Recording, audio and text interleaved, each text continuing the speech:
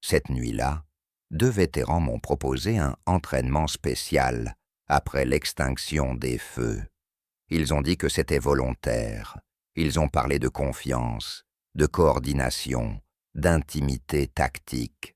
J'ai dit oui avant de comprendre que le vrai danger n'était pas l'effort, mais ce qui s'allumait entre nous, comme une étincelle qu'on n'a plus le droit d'éteindre. Je venais d'arriver depuis 3 mois à la caserne, une base tranquille près de Lyon, où la routine savait se faire stricte. Ce vendredi, je rangeais mon casier, quand 2 silhouettes ont pris place dans l'encadrement de la porte. Charles, 27 ans, présence coupante, cicatrice racontée par le silence. Émile, 26, même carrure, mais un sourire qui adoucissait tout. Il connaissait mon nom. Mon cœur a cogné plus vite que la sonnerie. Des plans ce soir, Raphaël, a lancé Charles, voix basse qui n'admet pas la parade. Non, mon adjudant, je comptais dormir. Émile s'est approché, assez près pour que l'air entre nous se tende. Alors viens, entraînement spécial, de nuit, volontaire, bien sûr. Je n'ai pas su ce qui m'a troublé le plus, le mot « spécial », ou la façon dont leurs regards sont restés accrochés aux miens 1 seconde de trop. Une chaleur m'a gagné la nuque. J'ai dit oui. Je n'avais pas encore conscience de ce que je venais d'accepter. À 22 heures, le gymnase auxiliaire était ouvert.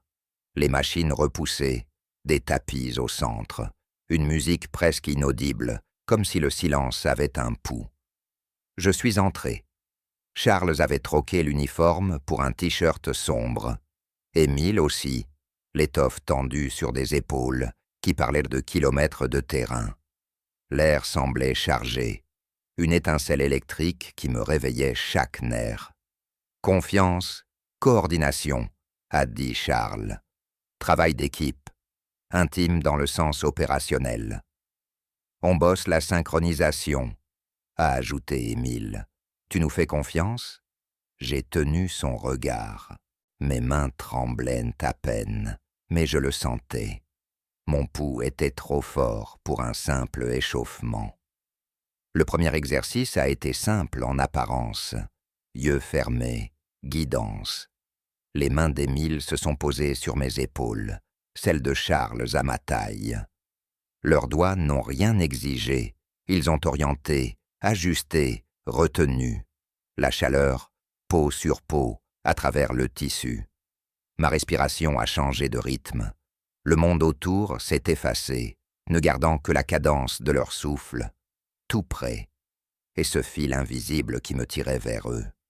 L'air s'est fait plus dense, comme s'il pesait sur la peau. Mon esprit résistait, mon corps suivait. J'avais l'impression de marcher au bord d'un orage. « Tombe en arrière », a murmuré Charles derrière moi. « Je te rattrape ».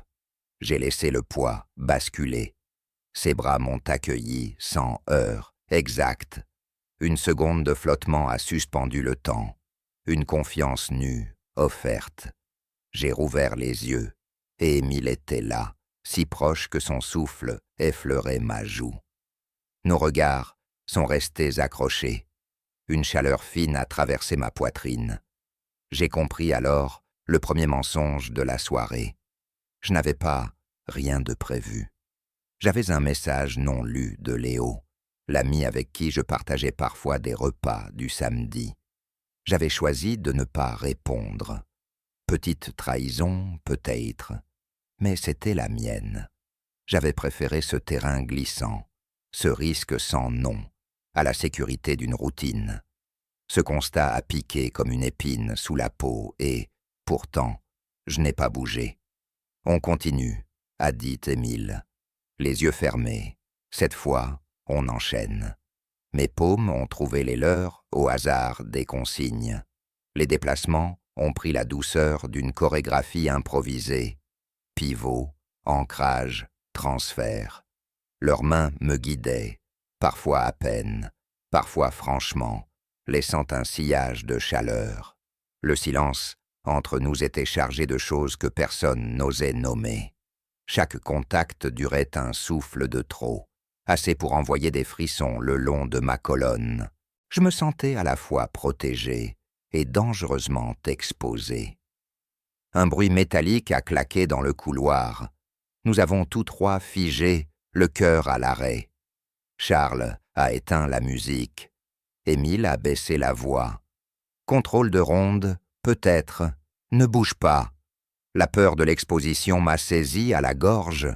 Le moindre pas, le moindre éclat de voix pouvait faire de cette salle un piège. Je ne craignais ni pompe ni sanction physique. Je craignais ce qui n'avait pas de nom officiel, les rumeurs, les regards, la honte qu'on colle sur la peau. Mes mains ont tremblé. Émile les a enveloppées une seconde, juste assez pour stabiliser mon souffle. La porte ne s'est pas ouverte. Le bruit s'est éloigné, mais la panique avait laissé une trace dans la pièce. « Tu peux arrêter », a soufflé Charles. « On n'insiste pas si tu ne le sens pas. » C'était le moment du choix. Rester le soldat raisonnable, reconstruire mes murailles, ou accepter ce que mon corps avait compris avant moi. Je me suis entendu dire « Je reste ». Les épaules de Charles se sont détendues, presque imperceptiblement.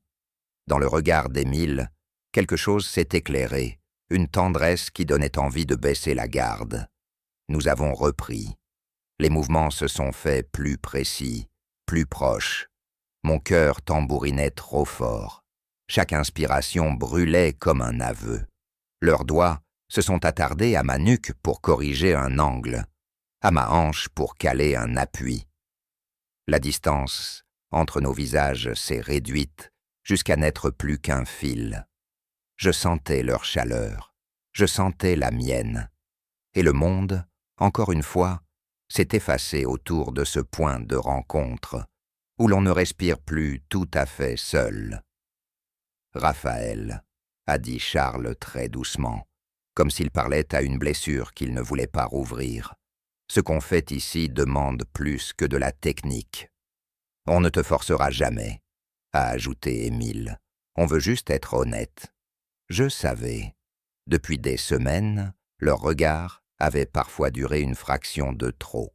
Depuis ce matin-là au pas de course, où la main d'Émile avait glissé sur mon épaule comme une promesse retenue. J'avais vu, j'avais nié. J'étais venu ce soir pour travailler. Je me retrouvais au bord d'un aveu. Dehors, un moteur a vibré. Dans le gymnase, la lumière paraissait plus basse, ou alors, c'étaient mes pensées. Nos yeux se sont cherchés. Je me suis dit que si quelqu'un ouvrait la porte maintenant, il verrait 3 soldats immobiles, trop proches, reliés par une tension qui n'appartient à aucun manuel. Un battement, un autre. La ligne semblait à un souffle. Je ne sais pas qui a bougé le premier, peut-être personne. C'était plus fin qu'un geste, un glissement d'intention. Nos fronts presque en contact, nos voix devenues inutiles. La pièce a retenu sa respiration avec nous. Tout en moi criait d'avancer, tout en moi avait peur. Le temps s'est arrêté, et dans cette immobilité brûlante, j'ai compris que, quoi que je choisisse, ma vie ne tiendrait plus dans mes anciennes limites. Le bruit dans le couloir est revenu, plus net, tout près. La poignée a vibré. La poignée a vibré une seconde, puis le silence nous a rejetés, comme la mer rejette un secret trop lourd. C'est là que j'ai compris que le vrai contrôle de ronde n'était pas dehors, mais en moi. La porte ne s'est pas ouverte. Un pas a glissé plus loin. L'écho a disparu dans le couloir. Ma poitrine s'est déliée lentement, comme si j'avais retenu l'air depuis des années. Émile m'a jeté un regard bref, attentif, prêt à me laisser fuir si je le décidais. Charles a posé 2 doigts contre mon poignet, simple vérification du rythme, comme à l'infirmerie après une course. Mon pouls frappait trop fort pour dire que rien ne se passait. « On arrête », a soufflé Charles, « tu décides ». Je ne savais pas comment poser des mots sur la force qui montait. Ce n'était ni bravade, ni curiosité. C'était l'idée douloureuse qu'en repartant maintenant, je retournerais dans une vie étroite, où tout ce qui bouge en moi serait remis au pas. Je reste, ai-je dit. Le tapis a repris sa place sous nos pieds. Les exercices ont retrouvé leur cadence, mais plus rien n'était comme avant. Mes yeux fermés, je suivais leurs instructions, et à chaque contact bref, un courant me traversait. Leurs mains ajustaient à ma ligne d'épaule, ma respiration se calait sur la leur. La pièce s'était faite plus petite, ou bien c'était nous qui remplissions l'espace avec une tension neuve. Je n'entendais plus le bourdonnement des néons, seulement les souffles, les déplacements mesurés, la proximité qu'on évite d'habitude comme on évite une flamme. « Raphaël », a dit Émile, tout près. Ce que nous faisons réclame une confiance que nous ne réclamons à personne. On peut s'arrêter à n'importe quel moment. Ce qui importe, a ajouté Charles, c'est la clarté, pas de zone grise. Tu dis oui à l'exercice, pas à autre chose. Le mot « autre chose » a vibré entre nous. Je n'ai pas répondu. La vérité, je l'avais sentie avant de la comprendre. Je me surprenais à anticiper la trajectoire d'une main, à attendre une correction, à guetter l'instant où la chaleur passerait par ma nuque et redescendrait dans mon ventre en une ligne droite. Ce n'était pas de l'excitation, dit à voix haute. C'était une présence intérieure, une lampe qu'on allume sans la montrer. Nous avons enchaîné les séquences à l'aveugle. Mes mains ont rencontré celles d'Émile, puis de Charles, au hasard d'un appui. Leurs doigts se retiraient aussitôt, mais la trace persistait, chaleur discrète sous la peau. Quand j'ai rouvert les yeux, Émile était si proche que nos fronts se sont presque touchés.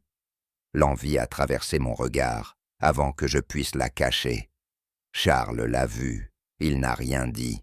« On débriefe » a-t-il soufflé. « Pas ici, plus tard. Nous avons rangé vite. » Le couloir sentait la poussière froide. Je pensais avoir gagné une stabilité en sortant à l'air de la nuit. Au contraire, chaque pas agrandissait le vide entre le soldat appliqué et l'homme qui, ce soir, ne voulait plus dormir comme avant. Mon téléphone a vibré. Message de Léo. « Demain, resto ?» J'ai effacé l'alerte sans ouvrir. Petite trahison tranquille, mais réelle. Sur le parking, Charles a parlé le premier. « Demain, on a quartier libre à 19h. On peut se voir dehors, à visage clair. »« Pourquoi faire ?» ai-je demandé, et ma voix a tremblé plus que je ne voulais. « Pour parler sans uniforme », a dit Émile. « Et parce que je n'arrive pas à te regarder comme avant, je n'ai pas promis. » J'ai hoché la tête. Ils sont partis ensemble, pas collés, mais reliés d'une manière qui ne demandait pas d'explication. Je suis resté seul quelques secondes. La nuit de la base avait cette densité des heures où personne ne cherche de vérité. Moi, je n'avais plus le choix. Elle venait d'entrer avec mes pas. Le lendemain, j'ai croisé Émile au stand de tir. Un échange de consignes, rien d'inconvenant. Pourtant, son regard s'est attardé une demi-seconde, et cette demi-seconde m'a tenu chaud jusqu'au soir. À 19h, je les ai rejoints près des quais, à la périphérie de Lyon, là où l'eau emporte les bruits trop lourds. Pas de promesses, pas de pacte. Juste 3 hommes qui tentaient de ne pas se mentir. Nous avons marché. Charles, au bout d'un moment. Émile et moi, on est liés. Ça ne surprendra personne qui nous observe. Ce qui peut surprendre, c'est la place qu'on voudrait te proposer. J'ai senti mon cœur accélérer, puis se calmer par refus de paniquer. Est-ce que c'est une proposition romantique ? Ai-je osé dire. C'est d'abord une proposition de vérité, a répondu Émile. Le reste, on ne le nomme pas ce soir, on le respecte. Nous nous sommes arrêtés sous un pont, pas pour nous cacher, mais pour que le monde puisse passer au-dessus sans s'arrêter. Charles a posé la question, qui ne supporte pas la demi-mesure. Est-ce que tu veux continuer à explorer avec nous, en posant des limites claires, en restant discret, en protégeant ce qui doit l'être? Je n'ai pas dit oui. J'ai dit, je ne sais pas où ça mène, mais je sais où je ne veux plus retourner. Alors, je continue. Le reste de la soirée a tenu dans une tension douce, un fil qu'on déroule sans le casser. Nos mains ne se sont pas cherchées, et pourtant je sentais partout le souvenir d'un contact. Au moment de nous séparer, Émile a soufflé. « Demain, on ne se verra pas. Laisse respirer. Mais après-demain, viens courir tôt. On parlera en courant. » Je suis rentré seul. Dans la chambre, la lumière m'a paru trop blanche. J'ai éteint. Dans le noir, un aveu s'est formé. Ce que j'avais pris pour un entraînement spécial était en train de devenir l'endroit exact où je cessais de me diviser. Et cette pensée, loin de me terrifier, m'a tenu éveillé jusqu'à l'aube. À l'aube suivante, je courais pour fuir l'aveu. Je n'ai fait que le rattraper plus vite. Le rendez-vous s'est transformé en souffle partagé. Nous avons pris un parcours où l'on croise rarement des regards. Le froid piquait les poumons, et la fatigue a tiré la vérité vers la surface. Charles courait lentement pour que je tienne le rythme. Émile ouvrait la voie. Entre deux respirations, j'ai parlé de Léo, du message non lu, de cette loyauté bancale qui me grattait la conscience, comme une étiquette mal coupée. La vraie trahison, a dit Charles sans me regarder, c'est de se déserter soi-même. Le reste, a ajouté Émile, se répare si on parle. Je n'ai pas répondu. Un pont, une montée, le silence est revenu. Puis Émile a ralenti. Nous aussi, on a nos peurs. On sait ce que ça coûte, rien que d'avancer de 2 pas. La caserne a des oreilles, les gens ont des yeux. On ne veut pas t'entraîner dans quelque chose que tu n'assumes pas. On ne veut pas t'utiliser, a dit Charles, ni te perdre. Le mot « perdre » a planté une épine douce dans ma cage thoracique. J'ai senti la ligne se déplacer en moi. Moins de rejet, plus d'appel. Nous nous sommes assis sur un muret, les jambes pendantes, la ville loin devant comme un décor qu'on choisit d'habiter ou non. Si on continue, a repris Charles, on pose des règles. Règle 1, a enchaîné Émile. On se dit la vérité quand ça fait peur. Règle 2, on reste maître de la discrétion. Règle 3, rien n'est dû. Tout est choisi, chaque fois. Je les ai regardés. Il y avait une dignité calme dans leurs mots, une manière de tenir la peur qui m'a donné envie de tenir la mienne. D'accord, ai-je dit, mais je veux une règle à moi. Si je dis stop, on arrête même si c'est au plus près. Évidemment, a soufflé Émile.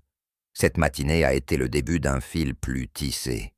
Les jours suivants, nous nous sommes retrouvés à heure basse, pas pour répéter l'exercice de la première nuit, mais pour apprendre une proximité qui ne s'achète pas. Des cafés pris debout, des échanges de notes d'entraînement, une attention aux détails qui rend le monde habitable.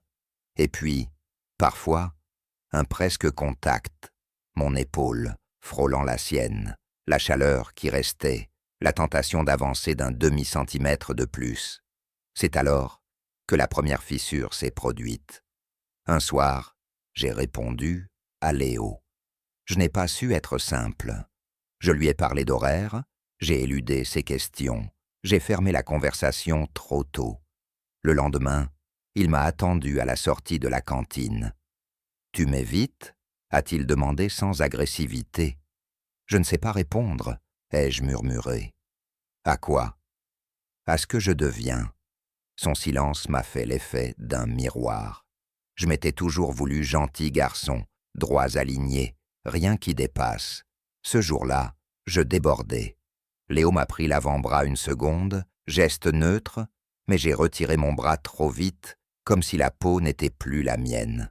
Je me suis détesté aussitôt. Je lui ai demandé pardon. Il a haussé les épaules, triste. Prends le temps, et quand tu sauras, dis-le. Mais ne me fais pas payer le brouillard. Le soir, j'ai tout avoué à Émile et Charles, pas les détails, l'essentiel, ma maladresse, ma honte, ils n'ont pas jugé. Tu apprends, a dit Charles, ça coupe parfois. Tu ne dois pas te punir, a ajouté Émile. Tu dois comprendre ce qui compte. Nous avons repris un module de confiance, plus court, en salle vide. Les consignes étaient simples, mes yeux ouverts cette fois. Pas de surprise, pas de frisson volé, seulement une précision qui m'a apaisé. Et pourtant, au détour d'un appui, nos regards se sont croisés avec cette intensité qui allume tout. J'ai senti le monde se rétrécir jusqu'à contenir uniquement la chaleur entre nous. « Raphaël, a dit Émile, c'est toi qui dis où va la suite. Là, tout de suite? Non. Quand tu seras clair. La clarté a mis encore quelques jours. Elle a surgi lors d'une alerte intempestive, inspection du soir, changement de programme, agitation dans les couloirs, rumeurs qui courent plus vite que le vent. J'ai vu comment la base peut devenir une loupe implacable. Et j'ai su que si je voulais avancer avec eux, il faudrait choisir la discrétion comme une armure et la sincérité comme une boussole. Ce soir-là, j'ai écrit à Léo un message long et propre. Pas de demi-mot, pas de promesse pour le rassurer. Je lui ai dit que je ne pouvais pas lui offrir une présence honnête maintenant, que j'explorais quelque chose de fragile, de précieux, et que je ne savais pas où cela mènerait. Il m'a souhaité bon courage. La tristesse m'a pris au creux de la gorge, mais derrière elle, une paix nette s'est installée. Au prochain rendez-vous avec Émile et Charles, je me suis présenté sans casque ni excuse. « Je veux continuer, ai-je dit, mais proprement. » Émile a souri avec une douceur que je ne lui connaissais pas. Charles a hoché la tête, grave. Nous avons repris le fil là où la peur l'avait taché. Cette fois, je ne me cachais plus de moi. La rumeur ne dit jamais mon nom au début. Elle commence par « on m'a dit que » et finit toujours par cogner à la mauvaise porte. Il a suffi d'une photographie floue prise pendant un footing, 3 silhouettes proches, un commentaire lancé à la blague. La caserne s'est mise à frissonner comme une eau sous le vent. Rien de frontal. Des demi-sourires, des silences exagérés, des questions polies qui regardent ailleurs. Je tenais, mais la peau devenait fine. Un après-midi, un supérieur m'a convoqué pour vérifier mon intégration. Question neutre, regard pesant. Je répondais sans trembler. Pourtant quelque chose en moi se crispait comme une corde trop tendue. En sortant, j'avais la bouche sèche. Charles m'attendait dans le couloir, l'allure intacte, mais je connaissais assez son visage pour lire la tension dans la mâchoire. « On lève le pied », a-t-il dit à voix basse. « Tu veux dire qu'on se voit moins ? Je veux dire qu'on protège ce qui doit l'être. » Émile a gardé le silence jusqu'au soir. Dans le gymnase vide, il a posé des mots justes. « Raphaël, si la pression est trop forte, on fait marche arrière. On tient à toi plus qu'à notre orgueil. » « Je ne veux pas reculer, ai-je répondu trop vite. Puis j'ai ajouté « plus vrai. » Je veux avancer autrement. Nous avons réécrit nos règles, rendez-vous plus espacés, aucun contact qui puisse se déformer en rumeur. Du travail, surtout, technique, souffle, coordination. Et, à l'abri, des moments courts où l'on pouvait respirer ensemble sans parler d'avenir. Cette discipline a paradoxalement approfondi la confiance. L'absence créait du manque. Le manque clarifiait l'essentiel. La crise, elle a éclaté une semaine plus tard. À la sortie d'un exercice extérieur, un collègue a lancé une pique, rien d'énorme, mais l'intonation disait l'intention. J'ai senti la colère monter, sèche, dangereuse.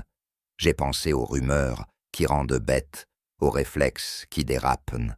J'ai choisi le silence. Il a ri. Émile m'a frôlé le coude d'un geste imperceptible. Ce contact bref m'a retenu au bord. Le soir, J'ai craqué seul, dans ma chambre. Pas de larmes pubères, une douleur adulte, lourde, d'avoir tenu sans répondre. Le lendemain, Charles a demandé un temps hors base. Nous nous sommes retrouvés dans un coin de verdure anonyme.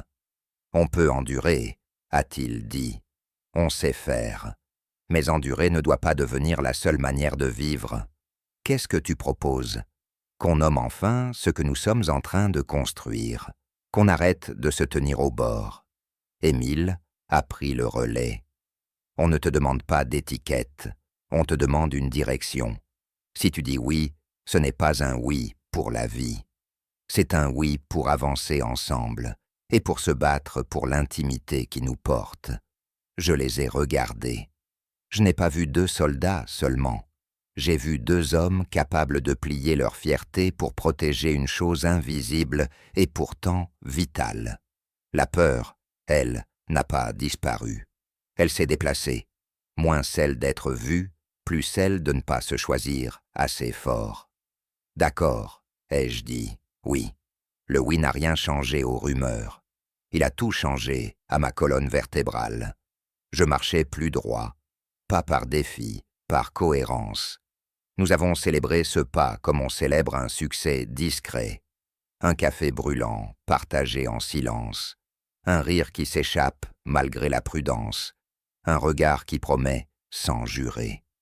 C'est alors que le monde extérieur a frappé plus fort. Un contrôle en plein soir, imprévu, a fouillé le gymnase au moment où nous finissions un module technique. Rien d'ambigu, des tapis, des notes, des positions.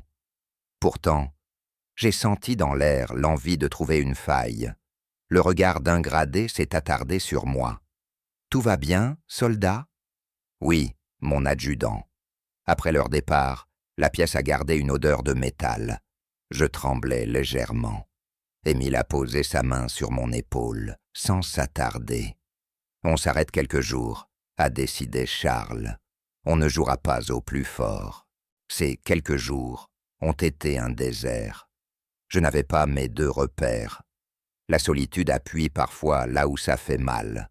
Elle demande de prouver à soi-même qu'on n'a pas besoin de l'autre pour rester entier. Je me suis surpris à sourire à ce paradoxe. L'envie de les voir me faisait grandir, l'absence me fortifiait. Quand enfin, nous nous sommes revus, j'ai compris que la distance n'avait pas arraché le fil, elle l'avait serré. Ce soir-là, nous avons parlé d'avenir, pour la première fois sans contourner le mot. Rien d'immédiat, des pistes, un toit plus tard, des horaires pensés, une stratégie pour que la rumeur se fatigue, et surtout, un principe. Nous serions notre propre abri. La fin de la journée a gardé la douceur des choses difficiles qu'on choisit. En me couchant, j'ai senti une paix nette, pas triomphante, mais stable. J'avais dit oui pour de vrai. Tout le reste allait demander du courage, mais le courage, enfin, portait mon nom. On croit que la fin d'une histoire ressemble à un drapeau levé. La nôtre ressemble à une porte qu'on ferme doucement derrière nous, pour que le vent n'entre plus. Les semaines suivantes ont poli nos règles jusqu'à ce qu'elles deviennent naturelles. Les rumeurs, privées de nourriture, se sont usées. Nous avions apprivoisé un rythme, travail, irréprochable, discrétion ferme, rendez-vous sobre, rare, précieux. Entre nous, la confiance a grandi, comme pousse une plante qu'on arrose sans bruit. La peur n'a pas disparu. Elle s'est mise au garde à vous, et nous sommes passés devant elle en la saluant sans nous soumettre. Un soir de repos, nous nous sommes retrouvés en ville, à bonne distance de la caserne.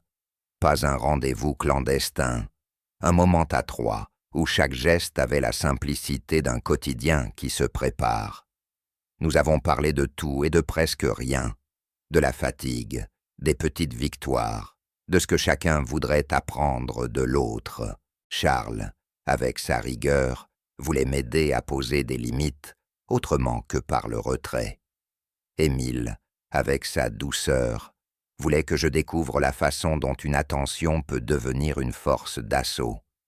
Je les écoutais, reconnaissant, surpris d'aimer ce futur qui n'avait pas encore de contour. Puis Charles a posé la question, qui attendait depuis trop longtemps. « Raphaël, est-ce que tu veux qu'on nomme ce que nous sommes, ou est-ce que tu veux en rester à « on avance » ?» Je les ai regardés, l'un après l'autre. Je n'ai pas vu de pression, j'ai vu une disponibilité entière.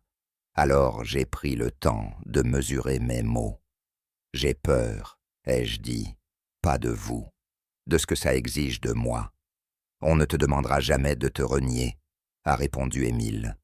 On te demandera d'être net, a ajouté Charles. Net et fier de ce qui est vrai. J'ai inspiré. Les dernières résistances ont craqué sans bruit. Alors, nommons. Nous trois, c'est une relation, une vraie. Le mot n'a pas éclaté dans l'air. Il s'est posé. Une chaleur s'est répandue, simple. Nous avons décidé d'une stratégie d'avenir. Patience, travail, pas de gestes qui donneraient aux curieux de quoi s'amuser. Et, le moment venu, un logement commun, hors de toute contrainte de caserne. Pas demain, pas dans l'urgence, quand nos chemins le permettraient. La vie a repris son cours avec cet accord secret. Je me suis surpris à sourire plus souvent. Même les entraînements les plus durs trouvaient un sens nouveau, comme si la force que je bâtissais dans mes muscles s'ancrait désormais dans une force plus souterraine. J'apprenais à ne pas rougir de ma propre intensité. Je la reconnaissais, je la canalisais, je la laissais respirer. La dernière alerte est venue d'où je ne l'attendais pas. Léo m'a écrit. Un message court, sans reproche. On se croise? J'aimerais te voir en ami. J'ai hésité, puis j'ai accepté. Nous nous sommes retrouvés dans un lieu neutre. Je lui ai parlé franchement, pas des détails, du chemin. Il a écouté, attentif. À la fin, il a souri d'un sourire sans amertume. Ce que tu décris, c'est peut-être de l'amour. Il prend parfois des formes qui ne ressemblent pas aux affiches, garde le propre. En rentrant, j'ai raconté la rencontre à Émile et Charles. Nulle jalousie, seulement un sérieux presque tendre. Merci d'avoir été clair, a dit Charles. Merci d'avoir respecté ton histoire, a ajouté Émile. Cette nuit-là, dans un appartement prêté par un ami, nous avons enfin accepté de nous attarder sans nous cacher de nous-mêmes. Rien d'ostensible, une proximité qui laisse parler les respirations, des mains qui s'approchent et s'arrêtent au moment juste, une ligne franchie sans brutalité, au rythme d'une confiance née longtemps avant les gestes. La pièce avait l'odeur des promesses tenues. Nos regards se sont croisés avec cette intensité qui a commencé tout. Je n'ai pas cherché d'autre mot que celui-là. Ensemble. Le temps a fait son œuvre. Des mois plus tard, nous avons quitté la caserne l'un après l'autre selon les calendriers. Un toit commun est devenu réel, petit, lumineux, construit pour trois, avec cette économie de gestes qu'on apprend dans les couloirs étroits. Nous avons monté un projet de coaching physique et mental, modeste et solide, fondé sur la confiance et la coordination, ces mots qui nous avaient fait trembler au début et qui désormais avaient le goût du quotidien. Parfois, je repense à la première nuit, au tapis, à la musique trop basse, au frémissement de la poignée. Je revois la seconde où nos fronts se sont presque touchés et où le monde a cessé de s'agiter. Ce soir-là, j'ai cessé d'être mon propre obstacle. Le reste n'a été que persévérance et douceur armée. On dit que les histoires qui défient les normes finissent mal ou s'écrivent en secret pour toujours. La nôtre n'a pas demandé l'autorisation, elle a demandé du soin. À la fin, il n'y a pas eu de tonnerre ni de proclamation, seulement 3 voix qui se répondent dans une chambre claire, des pas qui cherchent le même rythme et la certitude paisible d'avoir choisi la vérité qui nous tient debout. Si quelqu'un me demandait aujourd'hui Ce qu'était l'entraînement spécial, je dirais ceci. C'était apprendre à ne plus se trahir. Le reste, la force, la discrétion, la tendresse, en a découlé comme une évidence. Et quand, le soir, nos mains se cherchent au bord du sommeil, je reconnais la même étincelle qu'au premier jour. Non pas un feu qui brûle tout, mais une flamme qui éclaire juste assez pour avancer, ensemble, sans se perdre.